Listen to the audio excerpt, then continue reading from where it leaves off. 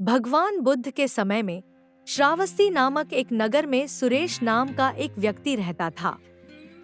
सुरेश एक धनी व्यापारी था, लेकिन उसकी आदतों में एक बड़ी कमजोरी थी। वह अत्यधिक बोलता था। जब भी उसे मौका मिलता, वह लोगों के बीच जाकर अपनी ज्ञान की बातें करने लगता।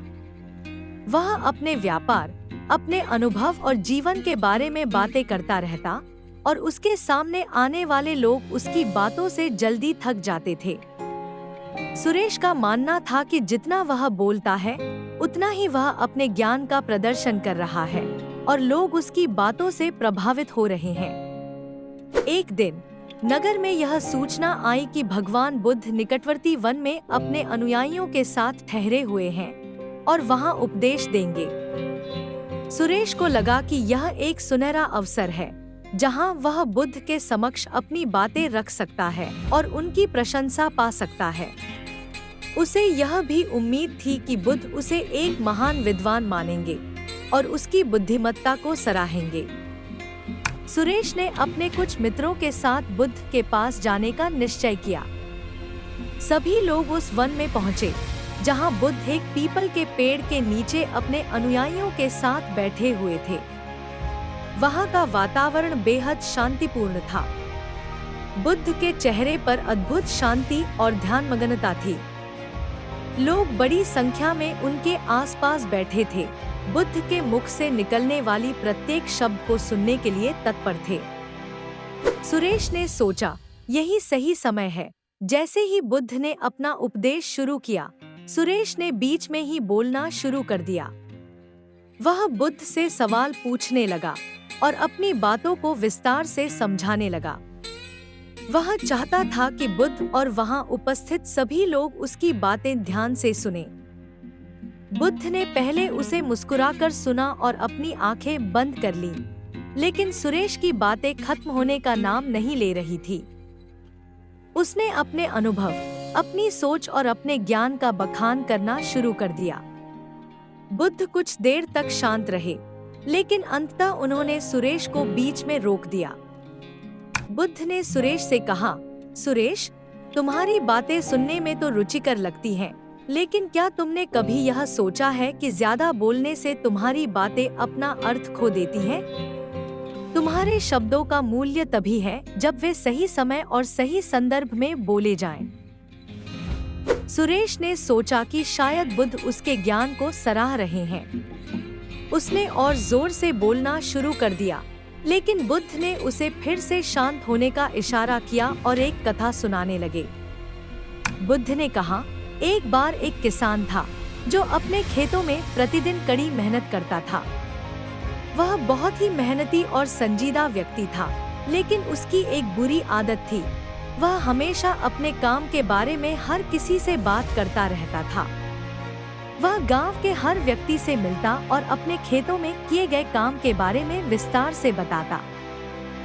शुरू में लोग उसकी बातें सुनते थे, लेकिन धीरे धीरे वे उससे बचने लगे क्योंकि उसकी बातें अंतहीन हो जाती थी।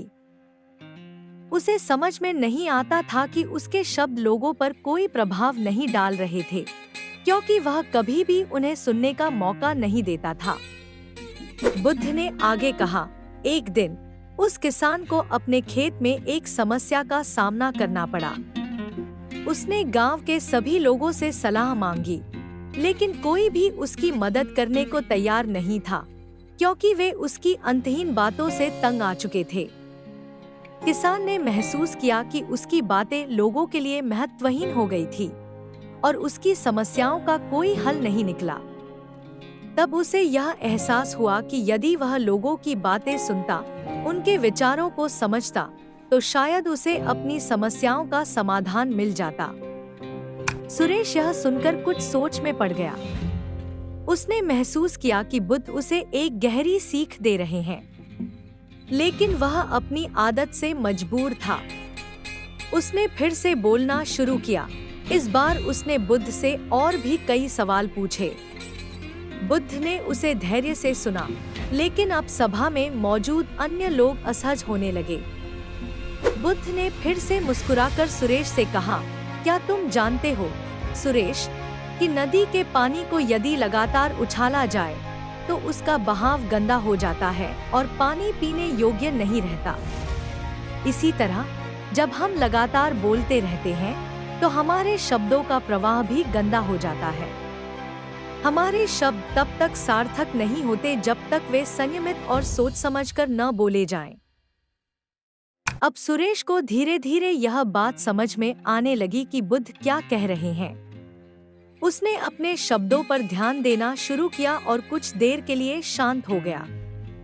उसने अपने अंदर झांकने की कोशिश की और सोचा कि आखिर उसे बोलने की इतनी आवश्यकता क्यों महसूस होती है।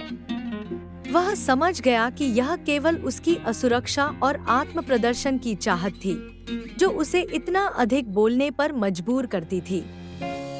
बुद्ध ने सुरेश को यह भी बताया कि जब हम ज्यादा बोलते हैं तो हम अपने ही विचारों में उलझ जाते हैं और दूसरों के विचारों को सुनने का अवसर खो देते हैं। इससे न केवल हम खुद को नुकसान पहुंचाते हैं, बल्कि दूसरों के साथ हमारे संबंध भी बिगड़ जाते हैं। जो व्यक्ति ज्यादा बोलता है, उसकी बातों को लोग महत्व नहीं देते और उसकी सामाजिक प्रतिष्ठा भी कमजोर हो जाती है। इस कथा ने सुरेश के मन में गहरी छाप छोड़ी। उसने संकल्प लिया कि वह अब केवल आवश्यक बात ही करेगा और दूसरों की बातों को सुनने का प्रयास करेगा। उसने महसूस किया कि मौन में भी एक गहरी शक्ति होती है, जो हमें आत्मविश्लेषण और आत्मसंयम की ओर ले जाती है। उस दिन के बाद से सुरेश ने अपनी बोलने की आदत को नियंत्रित किया। वह अब कम बोलता और ज्यादा सुनता था। उसके इस परिवर्तन को देखकर लोग उसकी ओर आकर्षित होने लगे और उसके विचारों को महत्व देने लगे। उसने बुद्ध की शिक्षा को अपने जीवन में उतारा और उसकी सामाजिक प्रतिष्ठा भी पहले से बेहतर हो गई। इस घटना ने पूरे गांव को एक महत्वपूर्ण सीख दी कि ज्यादा बोलने से हम अपने शब्दों का मूल्य खो देते हैं और हमारे रिश्तों में दरारें आ सकती हैं। बुद्ध की यह शिक्षा हर व्यक्ति के जीवन में महत्वपूर्ण है कि हमें अपनी बातों को सोच समझकर और संयमित रूप से व्यक्त करना चाहिए, ताकि हमारे शब्दों का प्रभाव लंबे समय तक बना रहे।